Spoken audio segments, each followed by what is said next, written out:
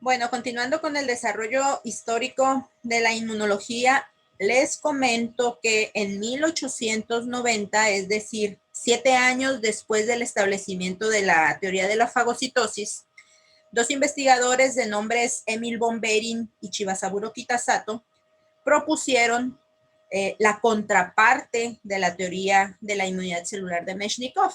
Ellos propusieron la teoría de la inmunidad humoral. Ben y Kitasato descubrieron que el suero de animales que habían sido inmunizados con toxina diftérica o con toxina tetánica contenía una actividad antitóxica específica. Y si el suero de esos animales era transferido a un animal o a una persona no inmune, ese suero podía conferir protección de corta duración contra los efectos de dichas toxinas.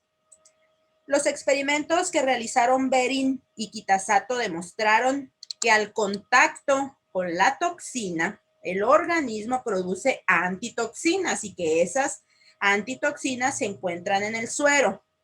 Al transferir este suero a un animal no inmune junto con una dosis letal de la misma toxina, el animal era protegido de la enfermedad.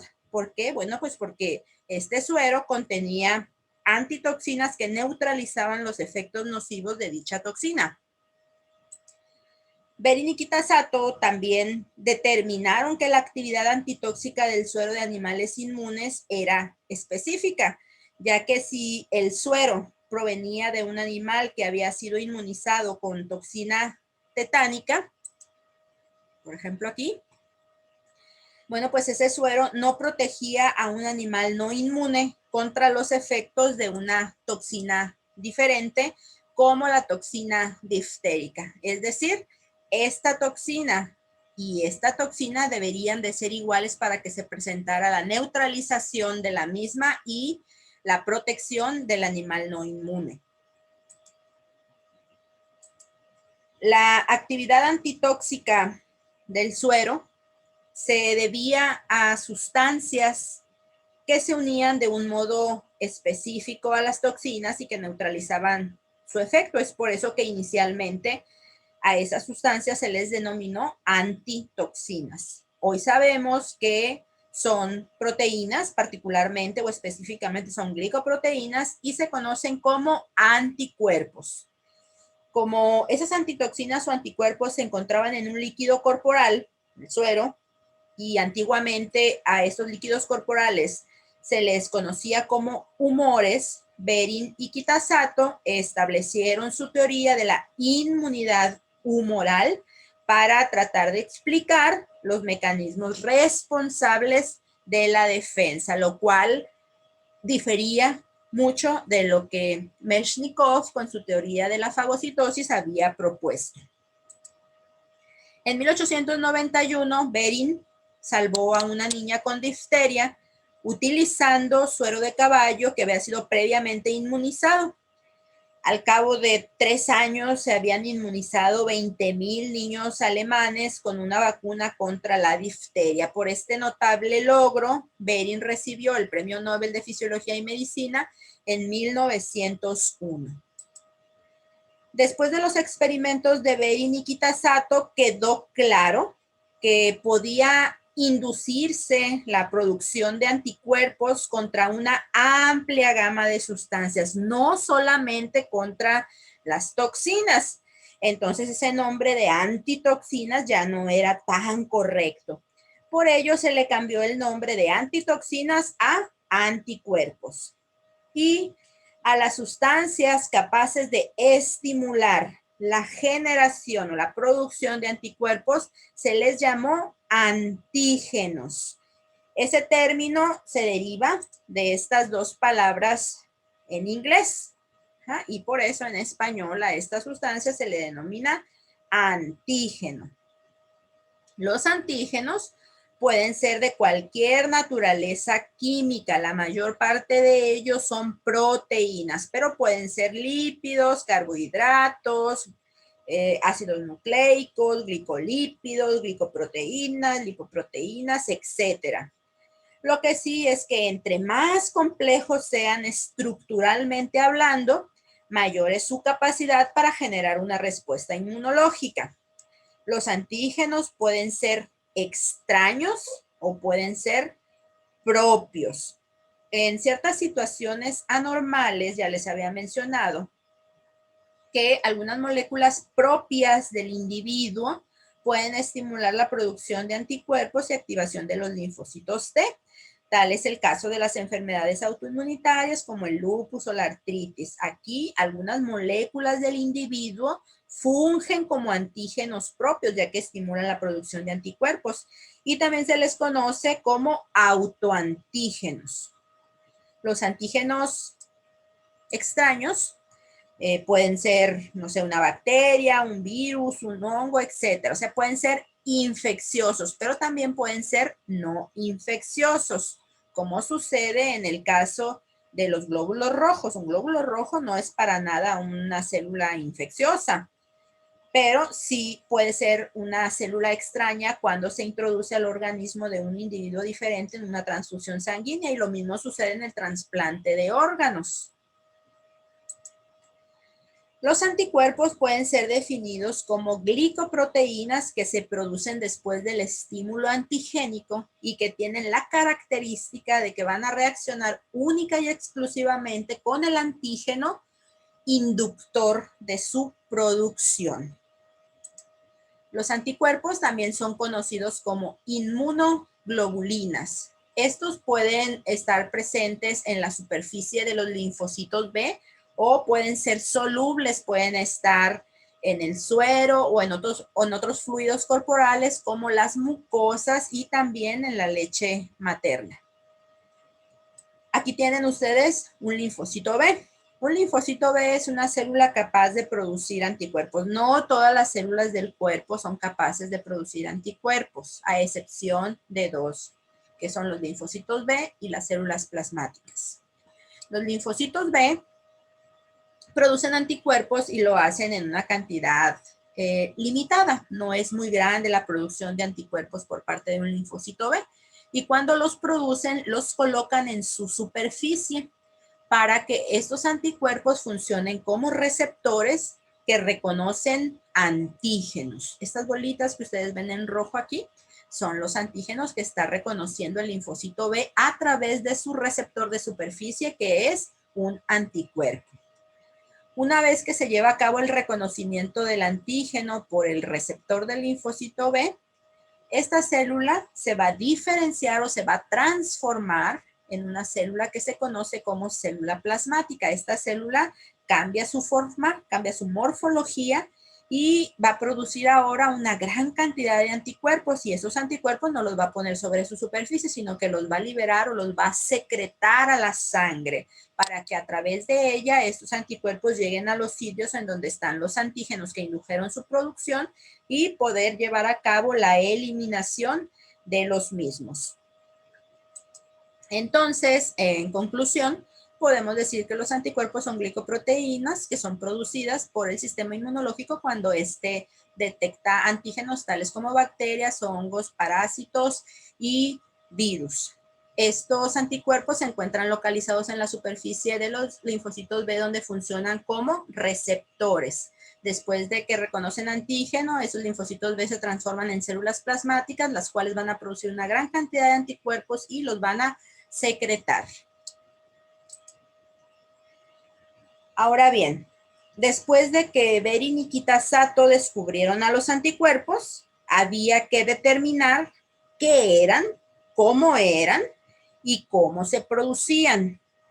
Fue en 1900 cuando un científico alemán de nombre Paul Ehrlich fue el primero en intentar explicar cómo se formaban o cómo se producían los anticuerpos, y esto lo hizo mediante su teoría de las cadenas laterales. Esta teoría de las cadenas laterales, pese al tiempo que ha transcurrido, sigue vigente con algunas modificaciones.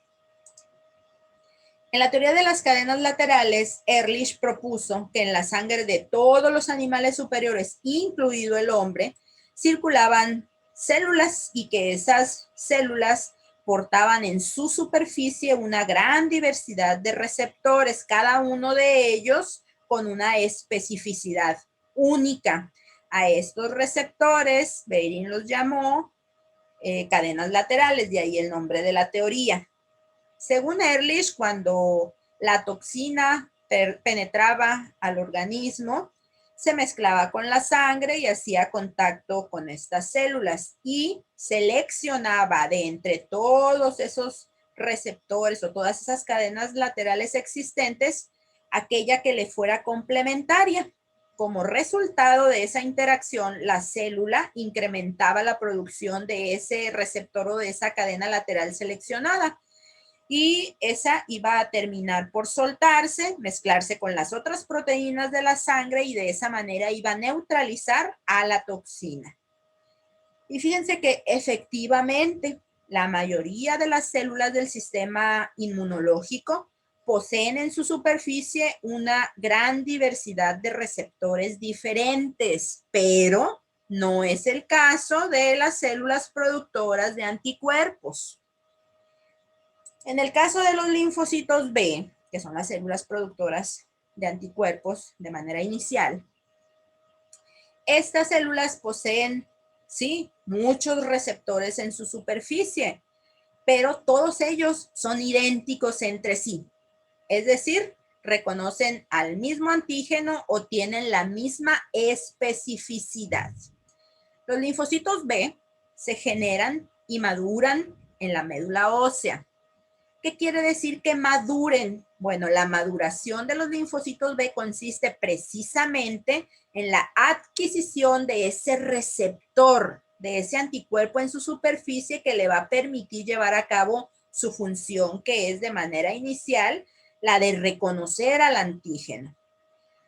Este es un proceso difícil, luego lo vamos a ver, pero bueno, después de que el linfocito B logra al fin expresar en su superficie un receptor funcional, un receptor que sirva, ese linfocito B va a proliferar, se va a multiplicar y va a generar un conjunto de linfocitos que comparten al mismo receptor. Todos los linfocitos de una clona son idénticos entre sí.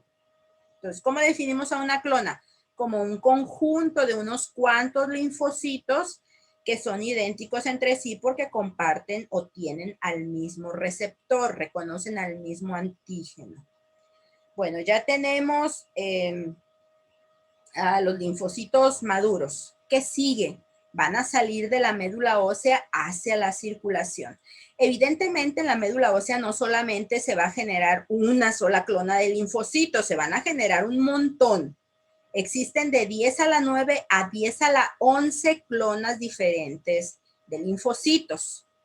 Bueno, entonces ya tenemos aquí a las clonas, a las diferentes clonas, aquí están representadas por diferentes colores y si ustedes se fijan los receptores en la superficie que son anticuerpos son diferentes. Reconoce cada una de estas clonas antígenos diferentes. Estas clonas en la circulación se encuentran en estado de reposo. Cuando el antígeno entra al organismo va a seleccionar de entre todas estas clonas a aquella clona que tenga los receptores específicos para él. Y entonces en ese momento se va a llevar a cabo una interacción entre el receptor del linfocito B y el antígeno y esta clona va a salir de su estado de reposo. Se va a despertar, se va a activar, se va a multiplicar para llevar a cabo la eliminación de ese antígeno. Ya sabemos que esta célula, después de multiplicarse, se va a transformar en una célula plasmática que produce y secreta una gran cantidad de anticuerpos y esos anticuerpos van a ir a buscar al antígeno para eliminarlo. Esto que les acabo de decir es lo que enuncia la teoría de la selección clonal que fue propuesta por McFarland Burnett en 1959. Si ustedes se dan cuenta, no difiere mucho esto de lo que propuso en su teoría de las cadenas laterales Paul Ehrlich.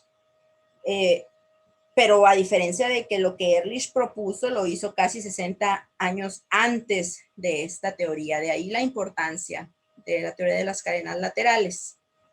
Bueno, entonces ya sabemos cómo es que se producen los anticuerpos. En 1920 se determinó que los anticuerpos eran proteínas.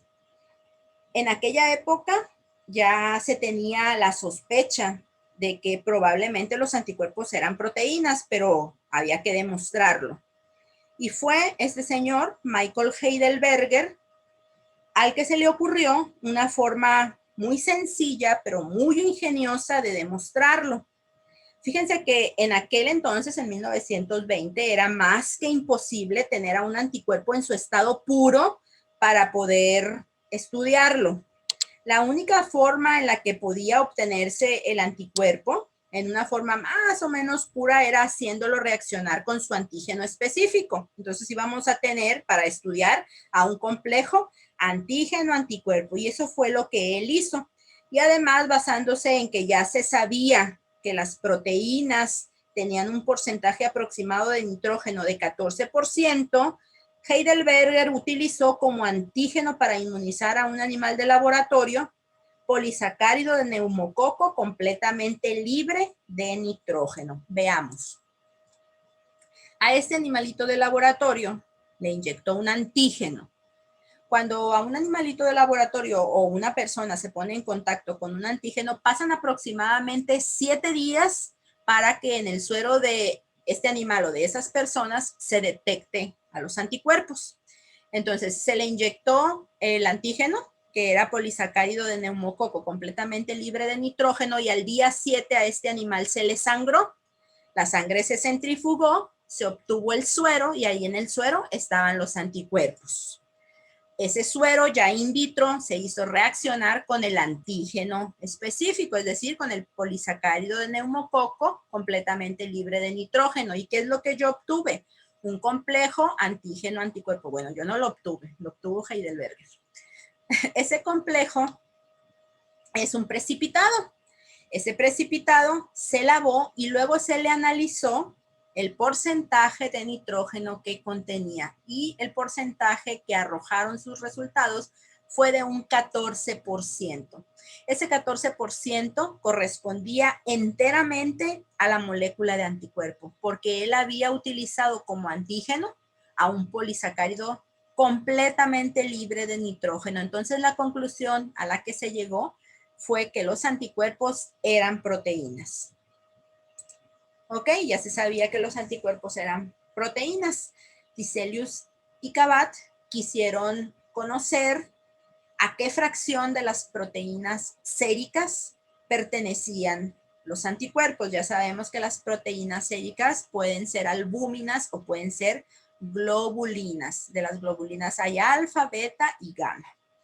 Entonces, ¿qué fue lo que hicieron Tiselius y Cabot? A un animal de laboratorio nuevamente se le inyectó un antígeno. En este caso fue la ovoalbúmina. Al día 7 se obtuvo sangre de este animal. Esa sangre se centrifugó y en el suero seguramente había anticuerpos anti-ovoalbúmina. Ese suero se dividió en 2 partes. Una de esas partes fue sometida a un análisis cromatográfico y se obtuvo este gráfico. La otra parte del suero que habían reservado Tiselius y Cabot, antes de hacer el análisis, lo pasaron por una columna en la cual, estaba empaquetada la ovoalbúmina. Entonces, los anticuerpos presentes en el suero, los anticuerpos anti-ovoalbúmina, obviamente iban a quedarse unidos a la ovoalbúmina empaquetada en la columna. El suero residual fue sometido al mismo análisis y se obtuvo este gráfico. Si ustedes observan, los picos correspondientes a las gamma globulinas y a las beta globulinas se ven disminuidos, lo cual significa que a esas fracciones es a la que pertenecen los anticuerpos, porque los anticuerpos se habían quedado en la columna pegados a su antígeno y por eso estos picos se disminuían. Entonces la conclusión fue que los anticuerpos pertenecen a la fracción de las globulinas, principalmente a las gamma y a las beta globulinas, y es por eso que a los anticuerpos se les denomina inmunoglobulinas, porque son globulinas que confieren inmunidad. Bueno, pues ya vimos cómo se producen los anticuerpos y cómo es que se demostró que eran proteínas. En lo que se refiere a la estructura, bueno, pues también conocemos los detalles. Sabemos que una molécula de anticuerpo tiene 4 cadenas polipeptídicas en su estructura. 2 de esas cadenas, estas que están aquí, son cadenas H o cadenas pesadas.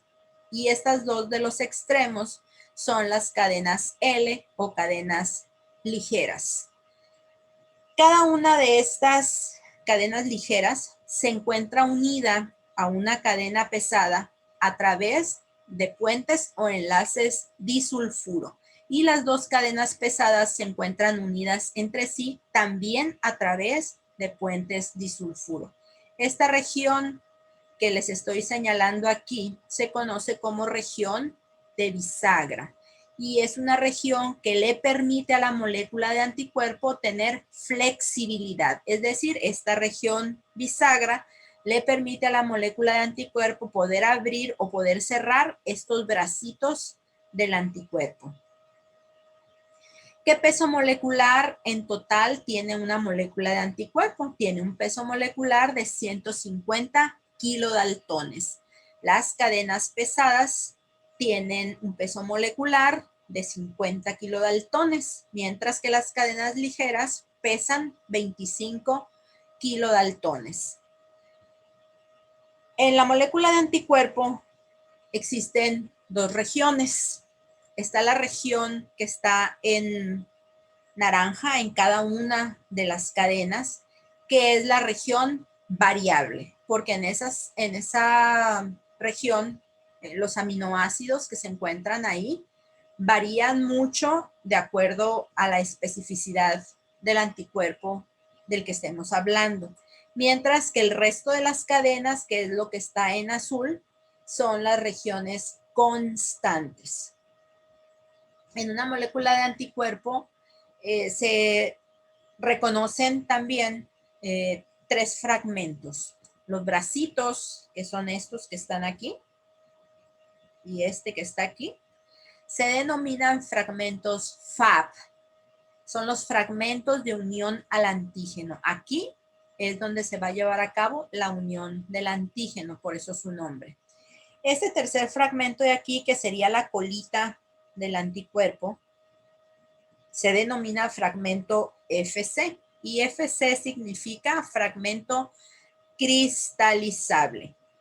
Entonces, con base en lo que les acabo de decir, podemos concluir que una molécula de anticuerpo posee 2 sitios para unir antígeno. Aquí hay un sitio y aquí hay otro sitio.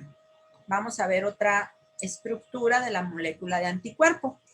Aquí tenemos una molécula de anticuerpo. Aquí observamos el extremo amino terminal. Aquí está el extremo carboxilo terminal. Esta es la región de la bisagra, es la que le da flexibilidad. Aquí pueden ver el enlace disulfuro que une a las 2 cadenas pesadas, que sería esta y esta. Y estas cadenas ligeras también se unen a cada cadena pesada a través de enlaces disulfuro. Pueden observar también que hay como estos bucles o estas asas en la molécula de anticuerpo. A esas estructuras globulares se les denomina dominios. ¿Cómo puedo definir a un dominio? Un dominio es una secuencia de aproximadamente 100 aminoácidos que se pliegan entre sí de manera globular e independiente al resto de la cadena. Una cadena pesada tiene entre 430 y 450 aminoácidos aproximadamente. Entonces, si nosotros sacamos cuentas, en una cadena pesada habrá aproximadamente entre 4 y 5 dominios. Aquí tenemos 1, 2, 3, 4. Esto que ustedes ven aquí son los carbohidratos que hacen que estas sean glicoproteínas en el sentido estricto. En una cadena ligera hay aproximadamente de 210 a 230 aminoácidos. Eso nos da para que una cadena ligera tenga 2 dominios.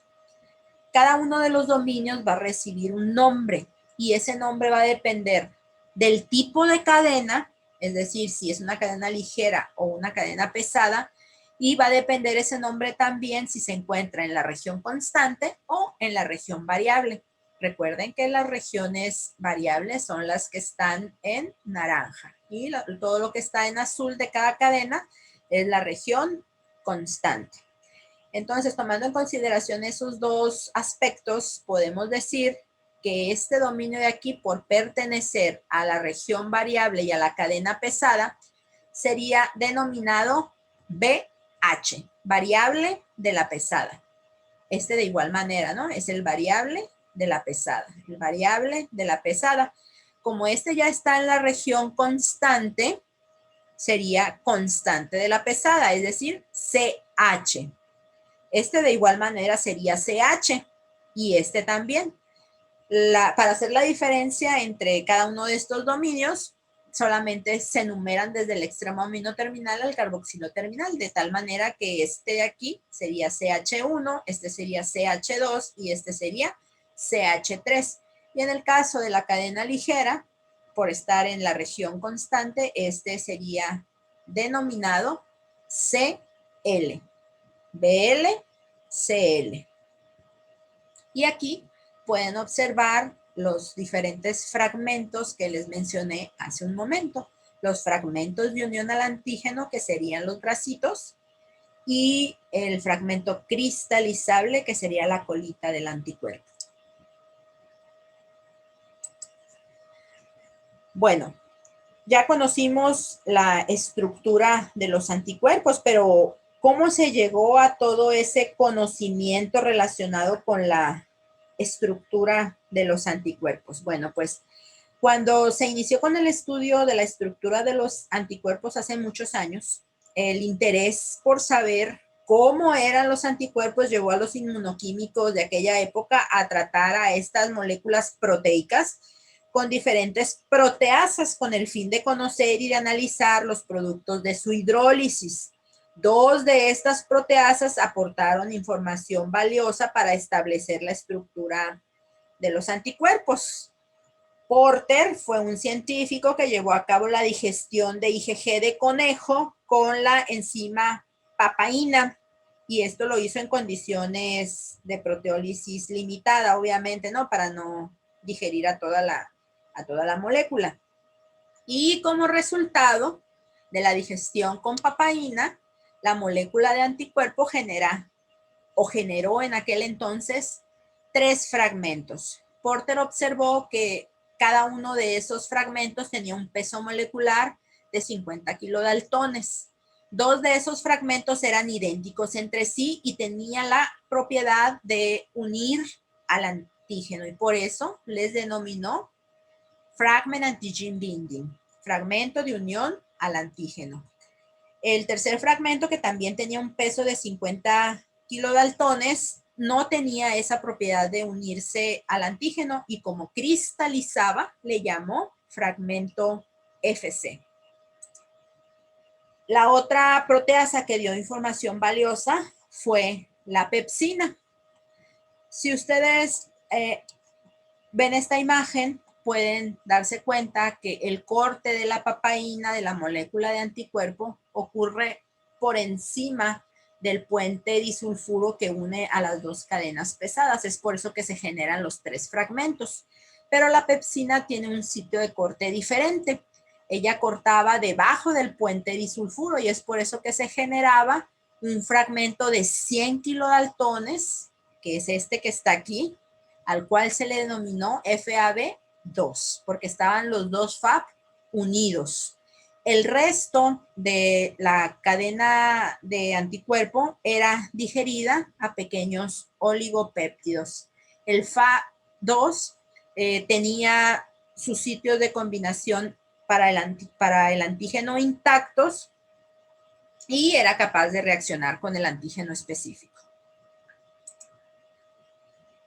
A Edelman, Gerald Edelman, se le ocurrió reducir a la molécula de anticuerpo con 2-beta-mercaptoetanol para romper los puentes disulfuro y conocer los productos de la disociación. Y él, cuando trató a la molécula de anticuerpo con este agente reductor, observó que la molécula de anticuerpo se disociaba en 2 componentes diferentes. 2. Uno de ellos tenía un peso de 50 kilodaltones y el otro de 25. Entonces, si nosotros sumamos, nos da 75 y esto era apenas la mitad del peso molecular que ya se sabía en aquel entonces que era de 150 kilodaltones, el peso molecular de un anticuerpo. Entonces, se dedujo o se llegó a la conclusión de que entonces había 2 componentes de 50 kilodaltones y 2 componentes de 25. A aquellos componentes o aquellas cadenas polipeptídicas que tenían el peso de 50 kilodaltones se les llamó cadenas H o pesadas. Y a las de 25 kilodaltones se les llamó cadenas ligeras o cadenas L. Posteriormente, el mismo Edelman se encargó de secuenciar cadenas pesadas y ligeras de anticuerpos de diferentes especificidades y encontró que los primeros 100 aminoácidos, es decir, el primer dominio de cadenas pesadas y ligeras, era el que variaba en secuencia de aminoácidos, mientras que el resto de la cadena permanecía relativamente constante. Es por eso que en una molécula de anticuerpos se distingue en 2 regiones. El primer dominio, tanto de la cadena pesada como de la cadena ligera, constituyen la región variable, mientras que el resto de las cadenas constituyen la región constante. Con todos estos datos, en 1959, Edelman y Porter dilucidaron la estructura general de los anticuerpos y por ello recibieron el premio Nobel en 1972. Entonces, hasta este punto podemos concluir que los anticuerpos son muy importantes en la defensa del organismo, al igual que lo son los fagocitos. Vimos entonces fagocitos y anticuerpos. Recordemos que en 1883 la teoría de la inmunidad celular de Meshnikov y en 1890 la teoría de la inmunidad humoral de Behring y Kitasato fueron establecidas y a partir de ese momento las 2 teorías entraron en disputa, defendiendo cada una de ellas su propuesta, hasta que en 1904 vino la conciliación de las 2 teorías al demostrarse que tanto las células fagocíticas como los anticuerpos participaban en la defensa del organismo ante las sustancias extrañas. Este señor, Almond Wright, demostró que los anticuerpos unidos al antígeno potenciaban o amplificaban la capacidad fagocítica de macrófagos, neutrófilos, monocitos en contra de ese antígeno. A este proceso de facilitación, potenciación o amplificación de la fagocitosis se le conoce como opsonización. Entonces, que quede muy claro, un fagocito puede ingerir a un antígeno así tal cual se introduzca al organismo. Pero ese proceso de fagocitosis se ve amplificado o potenciado si ese antígeno se encuentra recubierto por ciertas moléculas que se conocen como opsoninas. Las opsoninas pueden ser los anticuerpos o pueden ser algunos fragmentos de complemento. Ustedes ya saben que en el proceso de la fagocitosis el primer paso que ocurre es la interacción de un receptor que existe sobre la superficie del fagocito con una estructura antigénica. Eso hace que esta bacteria, en este caso, sea fagocitada. Bueno, pues cuando esta bacteria se encuentra opsonizada o recubierta con anticuerpos, dijimos que ese proceso de fagocitosis se ve potenciado y eso es porque sobre la superficie de los fagocitos también existen receptores que reconocen a la porción FC de los anticuerpos que se encuentran recubriendo a esta bacteria. La unión entre el receptor FC y la región FC del anticuerpo, esa unión es mucho más fuerte o hay mucha más afinidad que la que observamos en este caso. Es por eso que la fagocitosis se ve facilitada cuando el antígeno está recubierto con algunas opsoninas, como en este caso el anticuerpo. En esta tablita vamos a observar de mejor manera lo que les acabo de decir. Tenemos a un fagocito y tenemos, en este caso vamos a suponer que es una bacteria el antígeno. ¿La fagocitosis se puede llevar a cabo? Sí, perfectamente bien. ¿Hay una opsonina recubriendo a este antígeno, a esta bacteria? No, no lo hay, pero nosotros ya sabemos que hay una interacción entre el receptor que existe aquí en la superficie del fagocito y una estructura antigénica. Y la unión que existe entre ese receptor y esa estructura antigénica es más o menos buena. Si esta bacteria se encuentra recubierta por un anticuerpo, entonces esa unión va a incrementarse porque este fagocito, además de aquellos receptores que ya mencionamos, también tiene receptores para la porción FC de los anticuerpos. Como les digo, esa unión es más fuerte. Entonces el proceso de la fagocitosis se amplifica. Ahora bien, sobre la superficie de los fagocitos, además de esos receptores de aquí, los receptores para la porción FC de los anticuerpos, también hay receptores para algunos fragmentos de complemento. Ahorita vamos a ver qué es complemento. Ese fragmento de complemento que funciona como opsonina se llama C3b. Entonces, la unión del C3b que se encuentra opsonizando o recubriendo esta bacteria se une al receptor C3b que existe sobre la superficie del fagocito y esa unión es aún más fuerte. Entonces, el proceso de la fagocitosis se potencia aún más.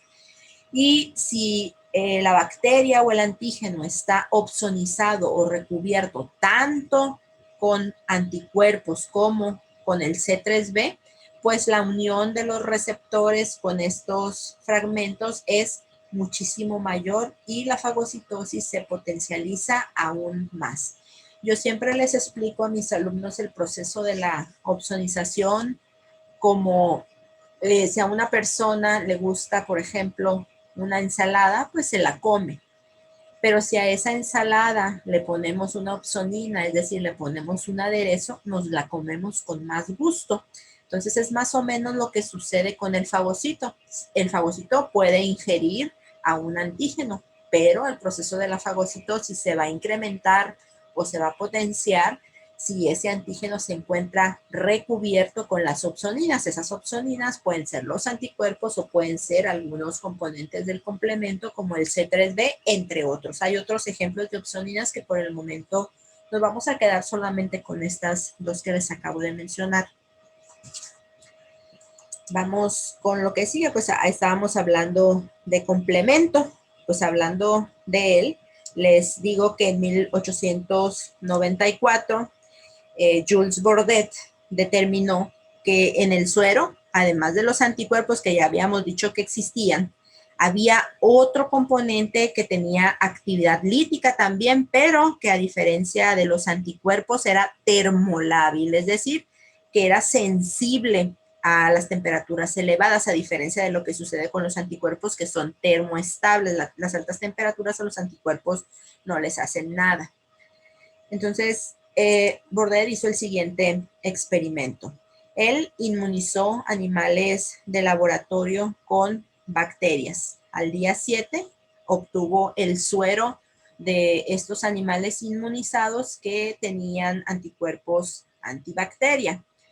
In vitro hizo reaccionar a ese suero con las bacterias con las que había inoculado al animal de laboratorio. Eso lo hizo a 37 grados centígrados y no observó crecimiento bacteriano, puesto que este suero a 37 grados centígrados se encargaba de lisar o de destruir a esas bacterias. En ese momento, esa capacidad lítica se le atribuyó por completo a los anticuerpos. Pero resulta que cuando Bordet hizo exactamente lo mismo, pero ahora calentó el suero a 56 grados centígrados, temperatura a la cual los anticuerpos son perfectamente estables, se observó el crecimiento bacteriano, es decir, no hubo lisis de las bacterias. ¿Por qué? Si a esa temperatura los anticuerpos están perfectamente funcionales. Bueno, la conclusión a la que se llegó es que además de los anticuerpos, en ese suero debía haber otro componente que le ayudaba o que complementaba la acción lítica de los anticuerpos, pero que a diferencia de los anticuerpos, esas temperaturas de 56 grados los destruían.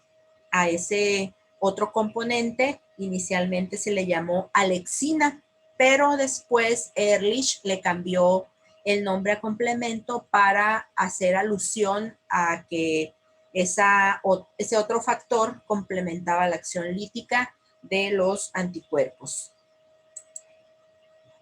El complemento se define como un conjunto de más de 30 glicoproteínas que se encuentran en el suero. En condiciones normales, es decir, en ausencia de antígeno, estas proteínas del complemento se encuentran intactas e inactivas. Después de que un antígeno se introduce al organismo, estas proteínas se van a activar y la manera en la que se activan es por ruptura enzimática generando fragmentos activos. Esos fragmentos activos de complemento, por ejemplo, el C3A, el C3B, el C5A, son los que van a llevar a cabo la eliminación antigénica a través de 3 mecanismos diferentes. Por ejemplo, el C3B ya sabemos que es una opsonina que se va a unir a la superficie microbiana y con ello va a potenciar o va a facilitar el proceso de la fagocitosis y de esta manera se promueve también la eliminación antigénica. Por su parte, el C3A y el C5A son poderosos promotores de la inflamación. Cuando la inflamación se estimula, también se está estimulando la eliminación antigénica. Hay otros componentes activos del complemento que lo que van a hacer es formar poros en la superficie microbiana y eso lleva a un desequilibrio osmótico en esta célula microbiana que provoca su estallamiento, es decir, otro mecanismo a través del cual el complemento puede eliminar a los antígenos es por la lisis directa de los microorganismos. El complemento puede ser activado a través de 3 vías diferentes, que son la vía clásica, la vía alterna, conocida también como alternativa, y la vía de las lectinas. ¿Qué se requiere para que una u otra vía sea activada? Bueno, la vía clásica se llama así porque fue la primera vía que se descubrió. Sin embargo, va a ser la última de las vías en ser activada, debido a que para que se inicie ese proceso de activación se requiere de un complejo antígeno-anticuerpo y ya sabemos que para que los anticuerpos se produzcan se requieren de aproximadamente 7 días. La vía alterna y la vía de las lectinas son vías que se van a estimular o se van a activar inmediatamente después de la entrada del microorganismo patógeno. ¿Qué requiero para que la vía alterna de complemento se active? Solamente la presencia de un microorganismo patógeno, ¿cuál? El que sea. Para que la vía de las lectinas se active, en cambio, necesito también un microorganismo, pero no cualquier microorganismo. Necesito uno que sobre su superficie posea azúcares como la manosa. Hablemos ahora acerca de los grupos sanguíneos y de Karl Landsteiner. El manejo de sangre se ha realizado desde tiempos muy remotos. La transfusión de sangre de un individuo a otro tuvo su inicio en el año 1600 de nuestra era y se ha venido realizando esta práctica hasta nuestros días con diferentes finalidades. Al principio, las transfusiones se utilizaban como una fuente de juventud y de sabiduría. Después, las transfusiones se utilizaron como una forma de conferir inmunidad y actualmente se utilizan como un medio para reponer la sangre que se ha perdido por alguna enfermedad, accidente o cirugía. Los primeros donadores de sangre para el humano fueron los animales, por ejemplo, borregos, perros, terneras, pero el fracaso en los beneficios esperados y las consecuencias desagradables que se obtuvieron fueron poco a poco convenciendo a los médicos de aquella época de que las transfusiones de sangre debían hacerse, pero solamente entre humanos. Cuando las transfusiones se realizaban entre humanos, se observaba que en algunas ocasiones la transfusión era un éxito, pero en otras ocasiones se presentaban reacciones adversas en el individuo transfundido que provocaban su muerte. Durante mucho tiempo fue un misterio el por qué unas veces las transfusiones daban resultados positivos y en otras ocasiones causaban la muerte del individuo, hasta que el patólogo alemán Karl Landsteiner resolvió ese problema al demostrar, mezclando suero y glóbulos rojos de diferentes individuos, que existían diferentes tipos de sangre. Clasificó a la sangre en 4 tipos, basándose en la presencia o ausencia de los antígenos A y B. Entonces, cuando se realizaba una transfusión entre individuos con tipos sanguíneos compatibles, esta era un éxito, pero de lo contrario se observaban reacciones posttransfusionales adversas que podían poner en riesgo la vida del individuo transfundido. Gracias al descubrimiento de Landsteiner, en la actualidad pueden salvarse millones de vidas a nivel mundial cada año realizando transfusiones sanguíneas seguras. Ahora bien, fue en 1901 cuando 2 investigadores, que fueron Paul Portier y Charles Richet, observaron por primera vez una reacción indeseable relacionada con la respuesta inmunológica. Estos 2 investigadores se encontraban estudiando por encargo del príncipe Alberto de Mónaco las propiedades tóxicas de las medusas que irritaban la piel de los bañistas del mar Mediterráneo. Y ellos, trabajando con los extractos glicerinados de estas medusas, observaron que cuando administraban una pequeña cantidad del extracto en perros que 20 días antes habían recibido una primera dosis de ese mismo material sin consecuencia alguna, en pocos segundos estos animales mostraban síntomas de asfixia, de parálisis, diarrea, vómito con sangre, para fallecer minutos más tarde.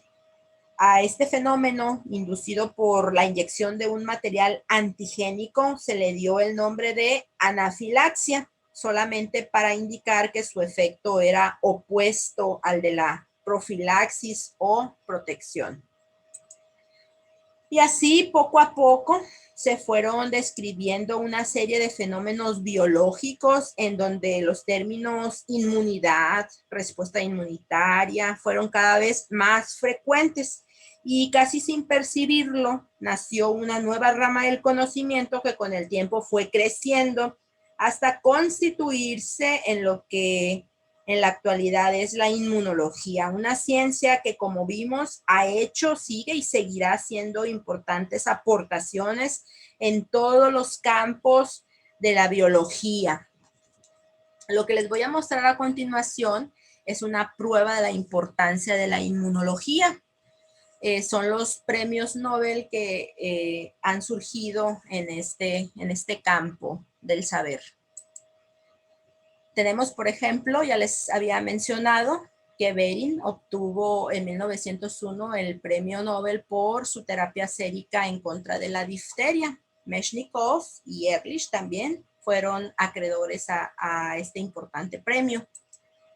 Richet por la anafilaxia, Bordet por el complemento, Landsteiner por los grupos sanguíneos. Este señor de aquí no lo vimos, pero también es un médico sudafricano que desarrolló la vacuna contra la fiebre amarilla y en 1951 recibió el premio Nobel.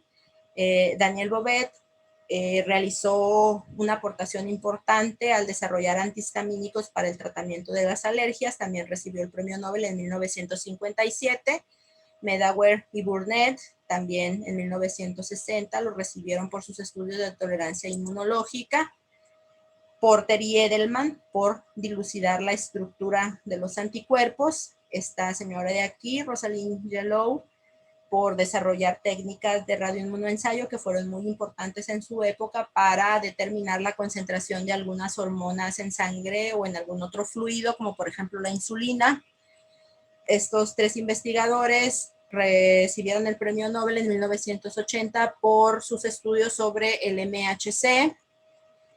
Milstein y Kohler lo recibieron por el desarrollo de los anticuerpos monoclonales, los cuales tienen una amplia utilidad tanto en la práctica clínica como en investigación.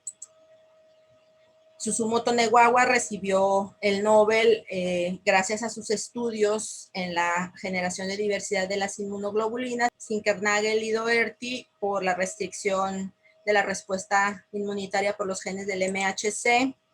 Más recientemente, en 2011, Steinman recibió el Premio Nobel de Medicina y Fisiología por el descubrimiento de las células dendríticas y el papel que estas células desempeñan en la inmunidad adaptativa. Y en 2018, estos dos investigadores fueron galardonados con el Premio Nobel por sus aportaciones en la terapia del cáncer mediante la regulación del sistema inmunológico. Para la asistencia de esta segunda clase, lo que van a realizar es este dibujo que está aquí. Van a dibujar a la molécula de anticuerpo y en cada uno de los recuadros, en cada uno de los dominios van a poner el nombre que se le da a cada uno de ellos. Van a encerrar los fragmentos Fab y los fragmentos FC y van a rellenar con algún color la región variable de cada una de las cadenas y van a dejar en blanco o sin relleno la región constante de cada una de las cadenas pesadas y de las cadenas ligeras.